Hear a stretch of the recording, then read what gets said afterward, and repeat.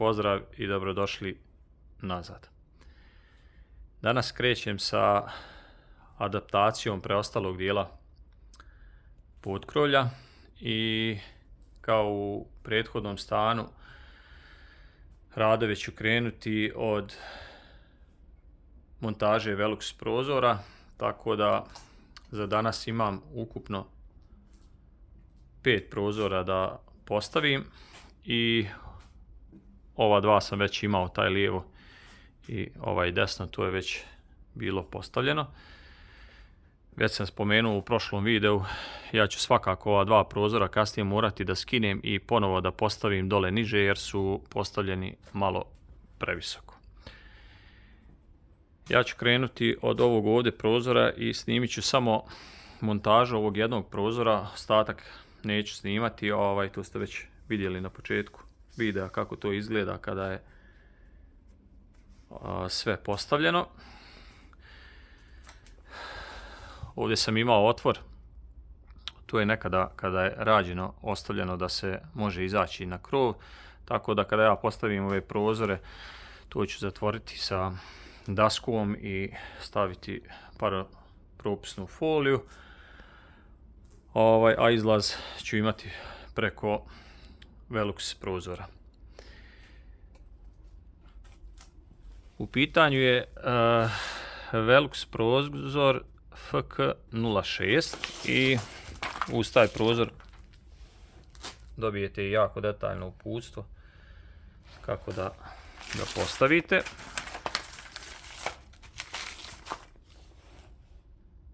Sve jako detaljno opisano, tako da možete i sami. I ovo je kutija sa opšavom, to jest ovdje sam već jedan raspakovao i tu dođe termoizolacija i limovi koji se postavljaju oko prozora kao zaštita.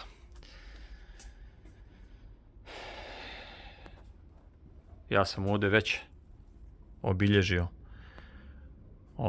kud treba prosjeći prozor i otvor se inače ostavlja nešto šire, a evo recimo ovdje na kutiji imamo to i prikazano, znači 720 puta 1220. Tako da ću prvo prosjeći daske.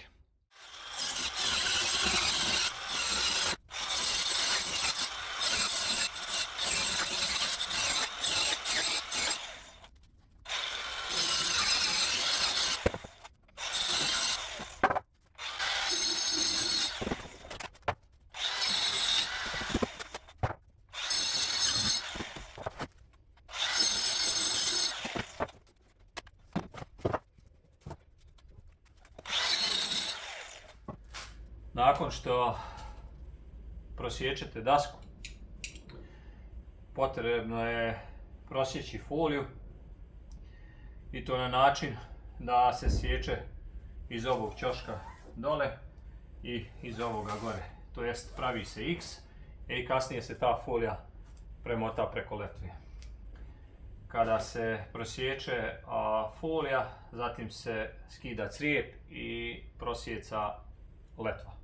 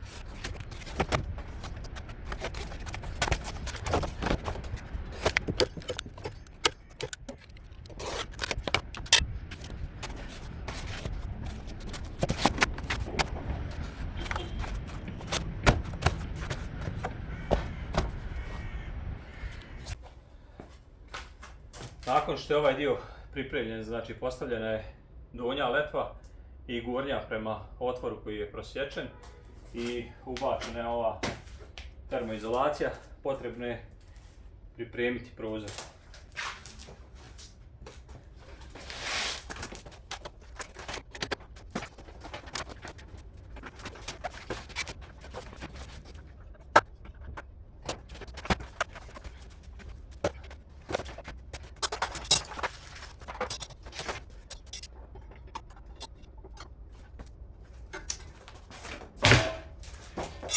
Ovdje na ramu već imaju pripremljene rupe, tako da i ne možete nešto pogriješiti.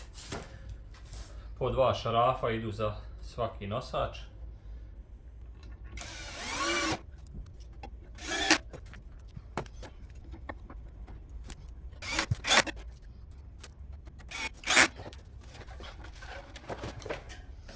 Isto ponovite i sa druge strane.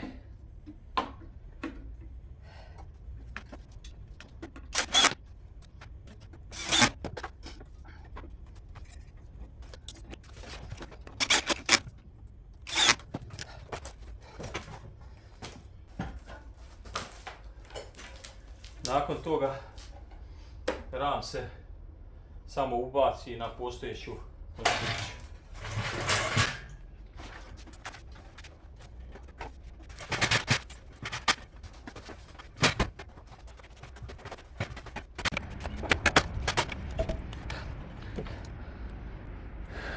Kada se postavi ram, pričvrsti se sa po 2 šarafa.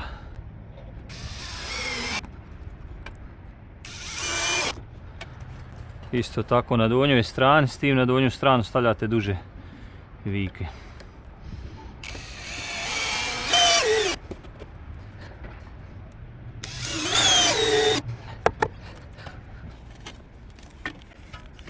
Zatim je potrebno skinuti ove dvije plastike, odnosno 2 limića.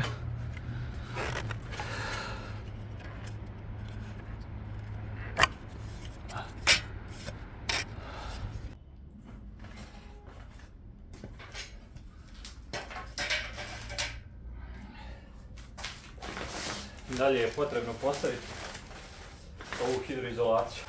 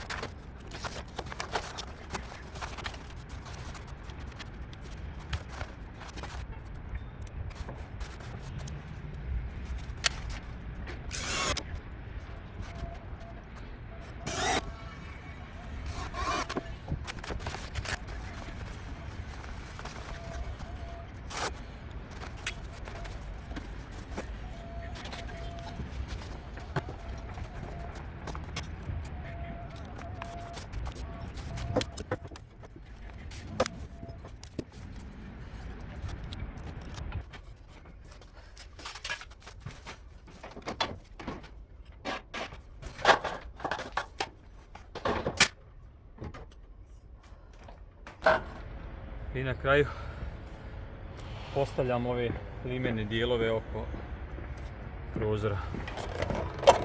Krećemo odozdo.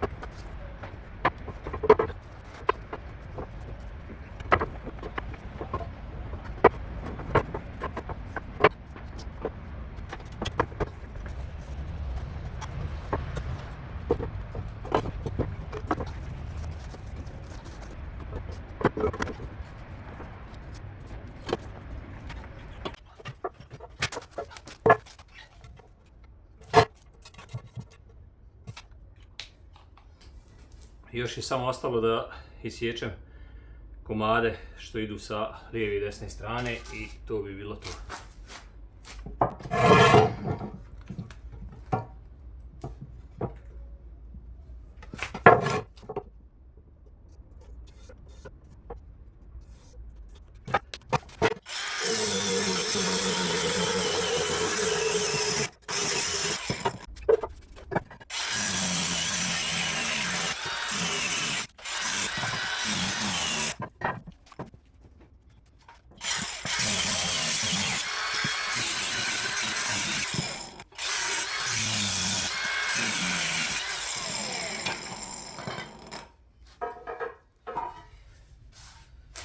E sad, kad iz nekog razloga siječete crijep, kao što je slučaj kod mene, kupite sprej u boji crijepa i prelakirajte ovaj dio što je sječen, time ćete zaštititi sam crijep i puno će ljepše izgledati kada se postavi.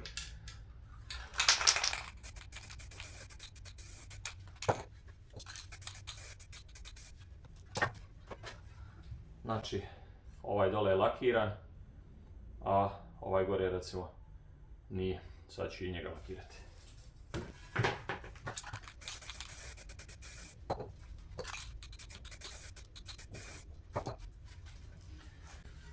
Idemo na montažu.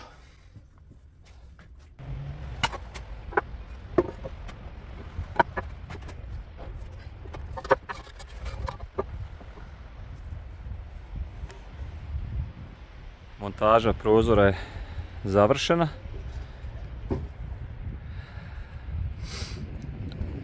Crijep sam usjekao i ovaj rez sam lijepo prešao sprejem u boju. Malo je klizavo, kao što vidite, mene je uhvatio snijeg, a ja sam u međuvremenu postavio i ostale prozore, sad ću vam pokazati. Znači,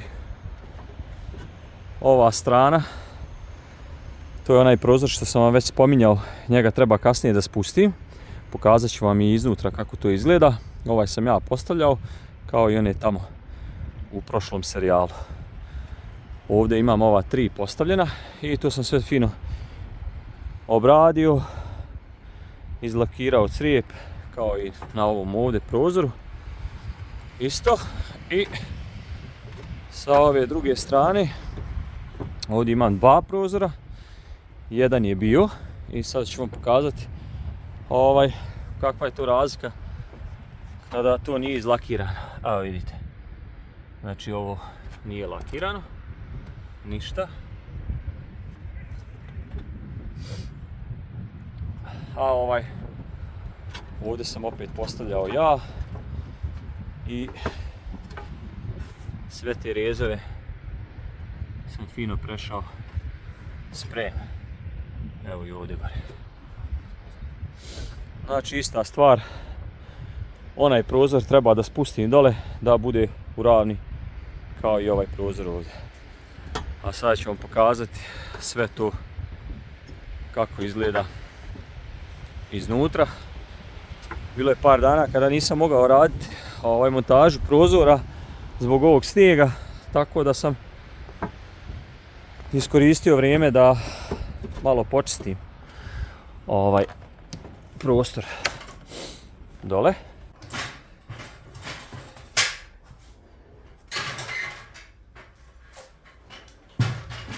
Još mi je samo ostalo da postavim ovo krilo prozora na ovaj ovdje okvir, a onda ću vam pokazati kako to sve izgleda sad kada je postavljeno svih 5 prozora i malo ćemo pričati o samoj cijeni prozora i o cijeni njihove ugradnje.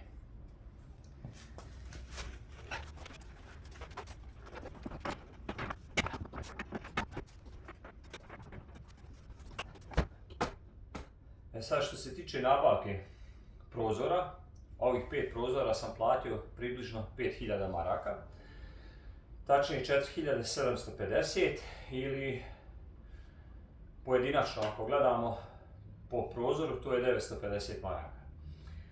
U tu cijenu je uračunat kompletan prozor zajedno sa opšavom, termoizolacijom i hidroizolacijom. Mogli ste primijetiti na početku videa da sam za svaki prozor imao 2 odvojene kutije, znači u jednoj kutiji dođe ovaj prozor, dok se u drugoj kutiji nalazi opša, termo i hidroizolacija. Naravno vi možete uzeti sam prozor bez tog drugog seta. Nisam provjeravao cijenu, svakako je bolje da uzmete sve u kompletu. Malo je skuplje, ali definitivno se isplati.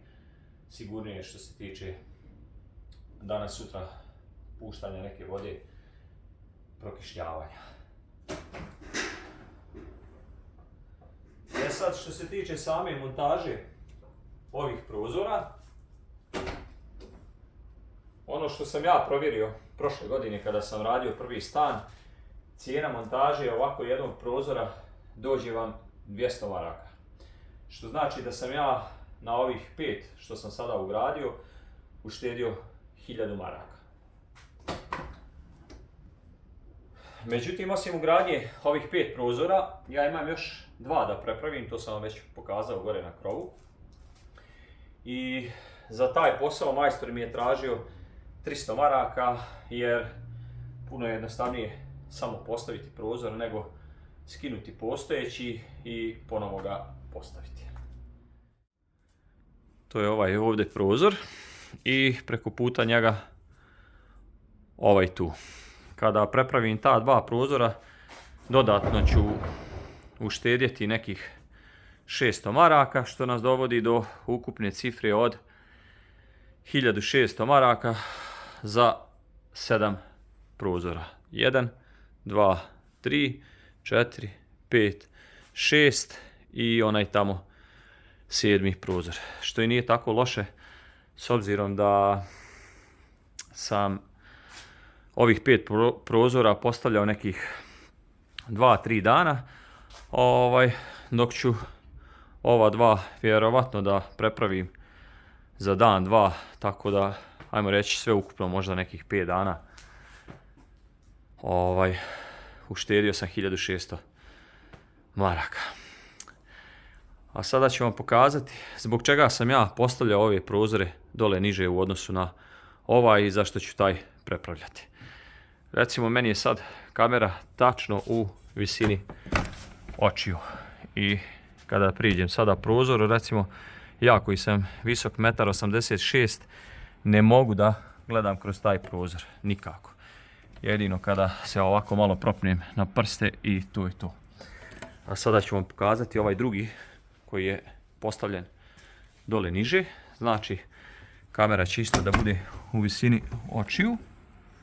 I recimo ja sada normalno mogu da gledam kroz ovaj prozor.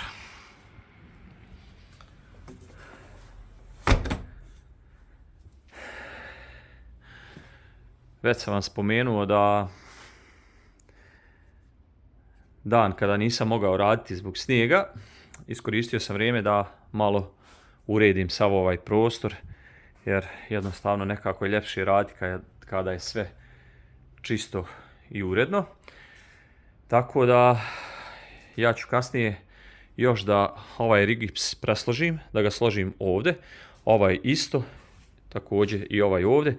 Tako da u narednom videu ću raditi rigips konstrukciju, ide zid tu, skroz okolo, u krug i naravno iskoristit ću ovo vrijeme da formiram i sve te zidove, tačnije da dobijem raspored prostorija gdje će doći kuhinja, trpezarija, spavaće sobe, dnevni boravak i kupatil. Još nešto sam zaboravio da vam spomenem, kod ugradnje Velux prozora potrebno je još da kupite letvu 5x3 za svaki prozor po dvije u dužini od 1,20 m, tako da sam imao nekih dodatno 20-30 maraka još troška, a što se tiče ostalog vijaka i svega, to vam sve dođe u setu sa prozorom. I zaboravio sam da vam pokažem ovaj dio ovdje. To sam već pokazao na početku videa, ovdje je bio otvor za izlaz na krov, tako da sam tu stavio dvije letve, lijevo i desno. Gore sam digao crijep, zavrnuo vike, stavio dasku, preko daske foliju i vratio crijep. Tako da sam i taj dio završio. Nadam se da će vam ovaj video nekada biti od koristi. Htio bih da iskoristim priliku da vam se zahvalim na vašoj podršci u prošlom serijalu uređenje stana u Potkrolju i nadam se da će ta podrška biti prisutna i sa uređenjem ovog Potkrolja. Ja ću neke stvari pokušati da promijenim, to jest potrudit ću se da malo više pričam o tome što radim. Također pričat ćemo o samoj cijeni materijala za određeni posao koji radim i pričat ćemo o cijeni rada za taj određeni posao, kao što je slučaj sa Velux prozorima. Znači pričat ćemo detaljno koliko koštaju recimo Velux prozori, a koliko košta sama ugradnja tih prozora i imat ćete jasnu sliku koliko možete da uštedite ako radite neki posao sami, kao što je to slučaj sa mnom. Još ću vas zamoliti da zapratite kanal, lajkujete ovaj video i da ga podijelite sa prijateljima, a mi se vidimo kroz koji dan.